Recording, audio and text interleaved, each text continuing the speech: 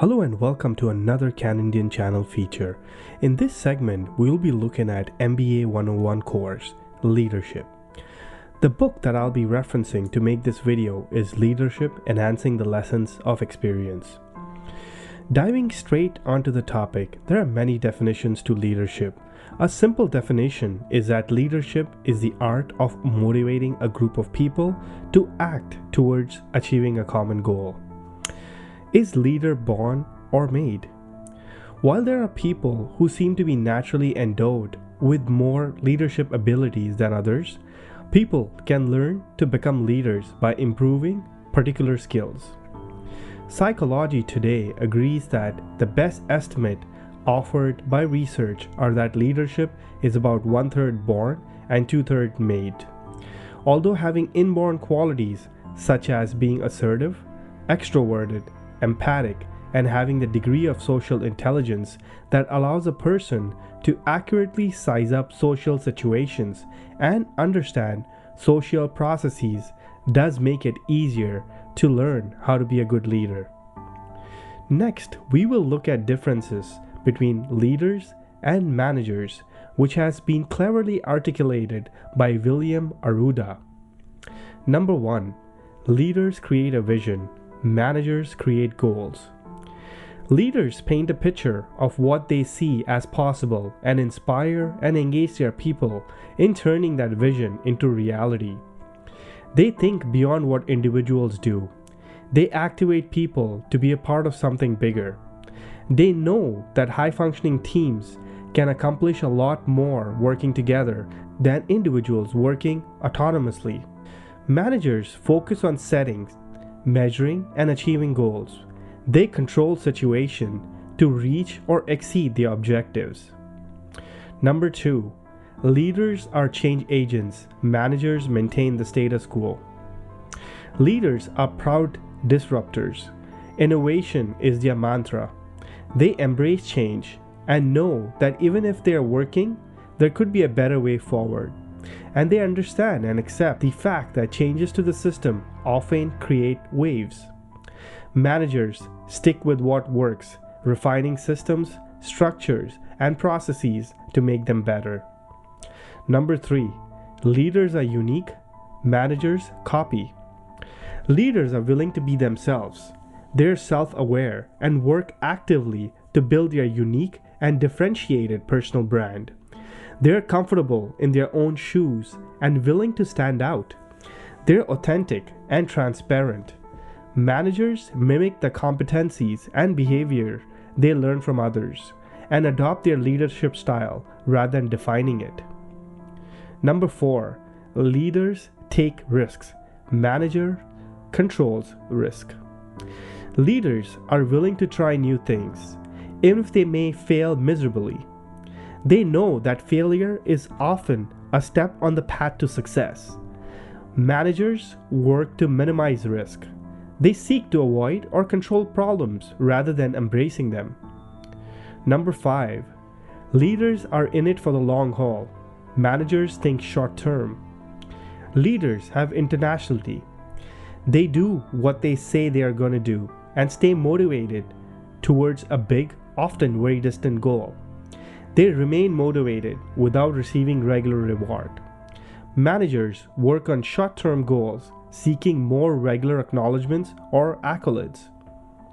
Number 6. Leaders grow personally. Managers rely on existing, proven skills. Leaders know if they aren't learning something new every day, they aren't standing still, they're falling behind. They remain curious and seek to remain relevant in an ever-changing world of work. They seek out people and information that will expand their thinking. Managers often double down on what made them successful, perfecting existing skills and adopting proven behaviors. Number 7. Leaders build relationships. Managers build systems and processes. Leaders focus on people, all the stakeholders they need to influence in order to realize their vision. They know who their stakeholders are and spend most of their time with them. They build loyalty and trust by consistently delivering on their promise. Managers focus on the structures necessary to set and achieve goals. They focus on the analytical and ensure systems are in place to attain desired outcomes. They work with individuals and their goals and objectives. Number 8. Leaders coach, managers direct. Leaders know that people who work for them have the answers or are able to find them. They see their people as competent and optimistic about their potential. They resist the temptation to tell their people what to do and how to do it. Managers assign tasks and provide guidance on how to accomplish them. Number 9. Leaders create fans, managers have employees. Leaders have people who go beyond following them, their followers becoming their raving fans and fervent promoters, helping them build their brand and achieve their goals. Their fans help them increase their visibility and credibility. Managers have staff who follow directions and seek to please the boss. Different types of leadership. Referring to the book, there are 3 types of leadership. Number 1, transformational leadership, transactional leadership, and laissez-faire. Let's look at each one in detail, which is very well explained in the book Leadership Theory and Practice by Nordhaus. Transformation leadership focuses on the leader as the follower's source of inspiration to exceed expectation. They have a charming personality and magnetism that draws followers to them, and they provide encouragement and support that inspires followers to want to meet their goals. There are 4 main factors of transformational leadership. 1 is idealized influence or charisma, which describes leaders who are charming and who have compelling presence and allure that attracts followers to want to be like them and help them achieve their goals. Another factor is inspirational motivation, which describes how leaders incentivize followers to participate in the achievement of their vision by convincing them that their input is vital and irreplaceable.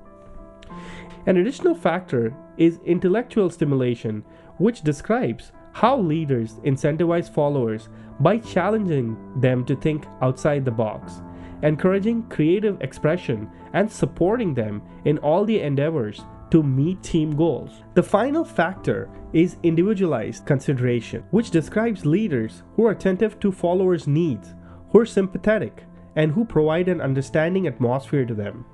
The best example here would be Steve Jobs, who could extract the most out of people.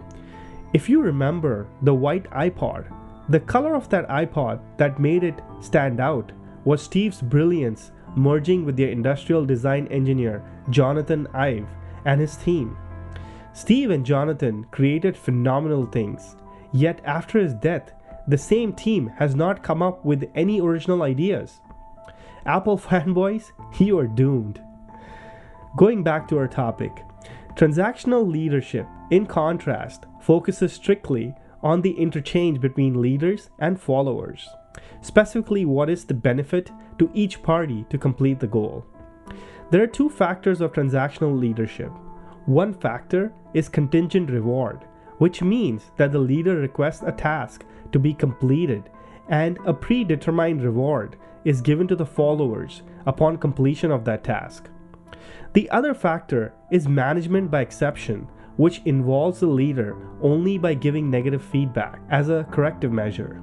Management by exception can take the form of the leader closely observing followers and providing negative feedback when they make mistakes, or generally ignoring them until they make a mistake and only then providing negative feedback.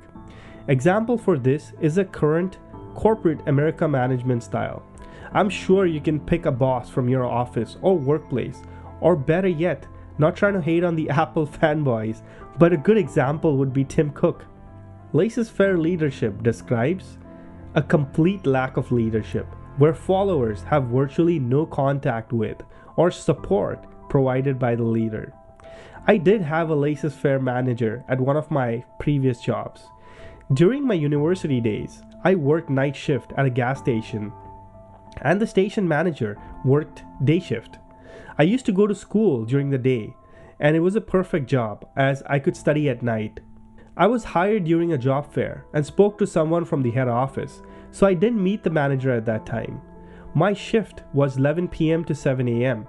and his shift was 9 a.m. to 5 p.m. He never stayed late or came in early, so in the 2 years that I worked there, we never crossed paths. I finally met him on the day that I was called into inventory meeting on a day shift, where they informed me that the night shift was going to be cancelled, as the gas station felt that there were very few cars filling gas at that time. It sucked at that time, as I really needed a job, but at the same time I was happy, as staying up all night was really causing some health concerns. Now that I'm successful, whenever I go to late night drive-thrus or a gas station, I have a huge amount of respect for the people working the graveyard shift. On a final note, we're going to recap on this video by providing a synopsis on the transactional and transformational leadership and when to use them. Let's look at transactional leadership. It reinforces corporate vision, believes that followers are motivated by rewards and punishments, contingent on rewards and punishment behavior. It's good in establishing fairness, works well when organizational problems are simple and well-defined, effective in guiding efficiency decisions which are aimed at cutting costs and improving productivity. Let's look at transformational leadership. Leadership is proactive here. Allow leaders to appeal out-of-device needs for greater performance. Articulating a vision. Remember Steve Jobs' reality distortion? Motivate and empower employees to achieve companies' objectives by appealing to higher ideals and moral values. Motivates followers by encouraging them to transcend their own interests for those of the group or the unit. Thank you for watching this video. Please feel free to watch other sections of this segment. Subscribe, like, or share. This is CanIndian Channel signing off. Peace.